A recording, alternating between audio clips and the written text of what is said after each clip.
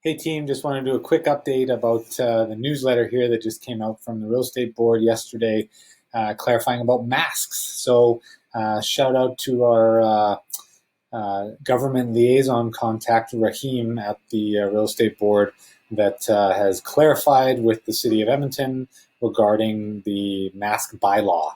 So as it applies to real estate is what sits right here. So hosting an open house on behalf of a client, both the realtor and the attendee should be wearing face covering unless an individual has an exemption, which is a list of exemptions. Realtors may determine whether they provide masks or ask clients to bring them. So make sure you're doing that in your open house advertising. Being in a common area of a condo when showing property, ideally example, the entrance, etc., and any common areas, indoor spaces, basically. So it applies to a whole bunch of scenarios, commercial property, etc. And then real estate brokerages. While the business is open to the public, both customers and staff are expected to wear face coverings. And so we have our reception staff doing that now to make sure that we're setting a great example and leading by example. So if you're meeting clients at the office with this new bylaw, we'll request that you have them wear masks and bring masks to meet in the office.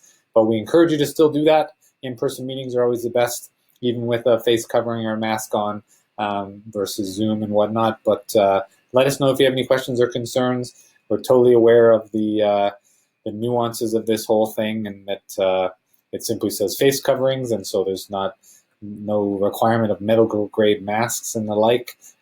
So I understand the sort of frustrations with all of it, but this is the bylaw, and it only applies to the city of Edmonton currently. And to my knowledge, St. Albert has adopted a similar bylaw, and then a few of the surrounding communities like Beaumont, Spruce, Stony are still gathering feedback on if they will implement that or not in public spaces. But that's the way it sits right now. So hopefully that helps clarify, and we'll keep everybody safe and get ourselves through this COVID pandemic together. Talk soon.